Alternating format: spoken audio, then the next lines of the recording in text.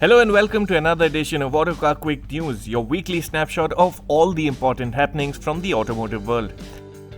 Let's dive straight into the big launch of the week, the Hyundai Venue facelift. Updated for 2022 and beyond, the Venue facelift starts at 7.53 lakh rupees with the range-topping versions priced at 12.57 lakh rupees. The updated Venue sports redone styling with a block-like mesh pattern for the grille and new dark chrome detailing. Helping the grille appear larger is a black surround that flows into the upper portion of the headlights. The split headlamp setup has been retained, but high-spec versions now get LED projector headlights. A new bumper completes the makeover up front. At the sides is the new design of the wheels that help tell the 2022 Venue apart from the original, while tail end styling sees a substantial update with a new design for the tail lamps that are now connected by a light bar that runs the width of the tailgate. The bumpers have been restyled as well. Inside, while the basic shape of the dashboard is the same, there's a new dual-tone black and beige color theme and some feature updates as well. There's a new digital instrument cluster, the 8-inch touchscreen has been updated with more connected features, there's the addition of a wireless phone charger, as well as USB Type-C slots and an air purifier. 4-way power adjust for the driver's seat and 2-step recline adjust for the rear seat are new and class-first features on the Venue. On the safety front, the Venue facelift gets 6 airbags, ESC, hill assist control among other features.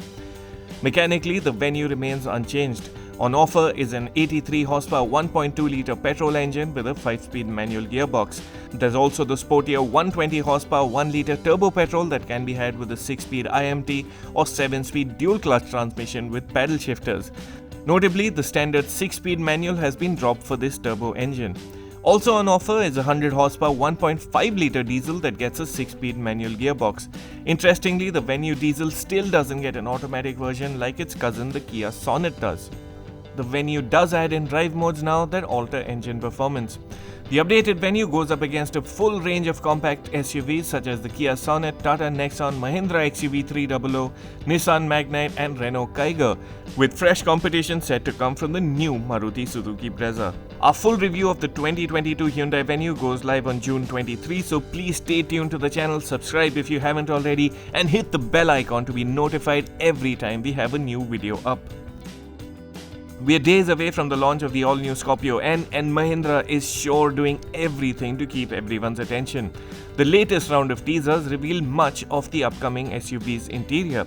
The dashboard appears neatly laid out with a touchscreen taking pride of place on the center console, coming flanked by vertically oriented AC vents. There's the usual stack of buttons for the climate control and audio system lower down. A button-rich steering can also be seen, behind which are the analog instruments with a large color MID in between.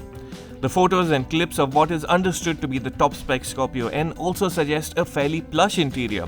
There's a dual-tone brown on black color theme, leatherette upholstery and brushed metal detailing at the doors and dash.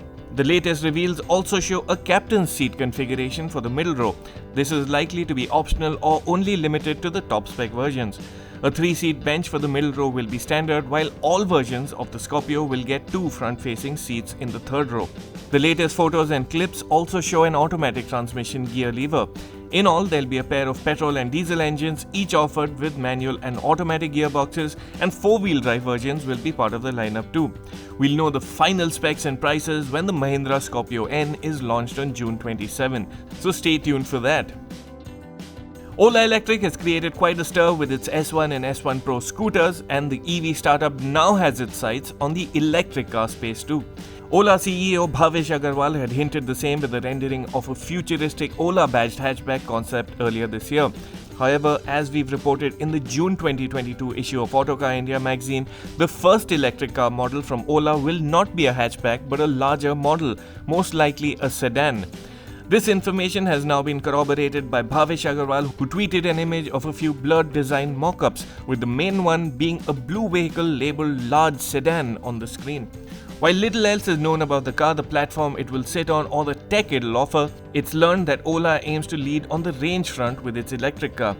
Our sources confirm the Ola electric car will get a large battery, approximately 70 to 80 kWh in capacity, that would enable an impressive real-world range and potentially upwards of 450 km on the test cycle.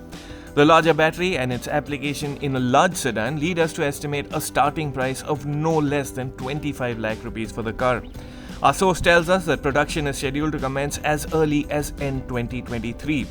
Ola Electric sure wants to disrupt the electric car space. Let us know your thoughts on this one.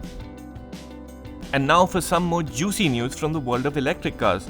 Chinese auto major BYD, that made its India debut in 2017 in the commercial segment with electric buses and followed it up with its all-electric MPV, the E6, for the fleet segment last year, is now gearing up to enter the Indian passenger vehicle space with the Atto 3 electric SUV. The model was launched in China in February this year and is expected to make its India debut at Auto Expo 2023 in January. The Atto 3 can be thought of as a rival to the MG ZS EV, though the BYD is larger in all dimensions. It's more powerful too, with its permanent magnet synchronous motor generating 204 horsepower and 310 Newton meters. BYD claims a 0 to 100 kph time of just 7.3 seconds for this SUV.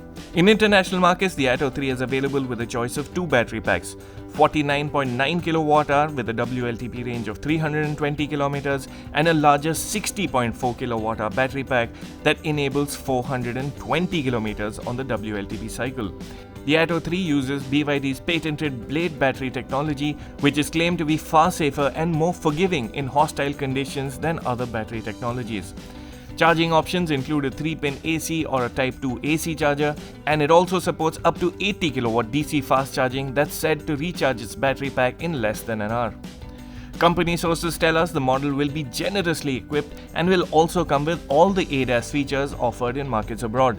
The list includes adaptive cruise control, autonomous emergency braking, collision warning, lane departure warning, lane keeping assist, blind spot warning, and more.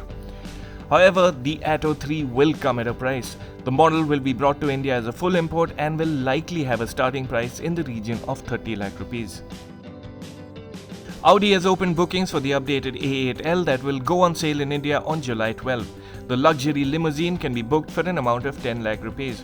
In a nutshell, the updated A8 L gets a redone front end with a bolder look, there's subtle changes at the back, and you can expect feature enhancements inside too. The A8 L for India will be offered with a 340 horsepower 3-litre V6 petrol engine. Citroen will bring the C5 Aircross facelift to India by September this year. The original split headlamp setup makes way for more conventional single-piece wraparound units with a different signature for the LED DRLs too. The grille section is smaller now, though the C5 Aircross does sport larger vents on the redone bumper. At the back, the taillights have been reprofiled. There have been major changes on the inside, most notably the inclusion of a larger 10-inch touchscreen. The two-piece cubed aircon vents are now replaced by more conventional-looking rectangular units placed below the screen. The gear lever for the automatic gearbox has also made way for a toggle switch unit and revised switchgear for other functions. Additionally, Citroen says that the front seats are now better cushioned with 15mm of additional padding. The updated C5 Aircross gets more USB ports in the cabin and wireless charging as well.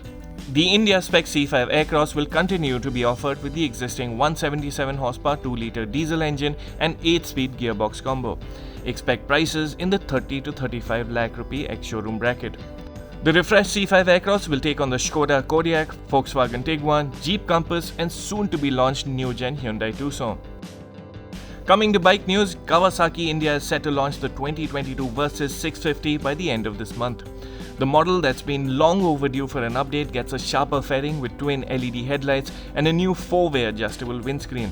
The rest of the bodywork is the same as before, save for a new engine cowl and new graphics to help distinguish it from the outgoing model. The other notable update comes in the form of electronic rider aids, with the Versys 650 finally getting Kawasaki traction control system for improved safety.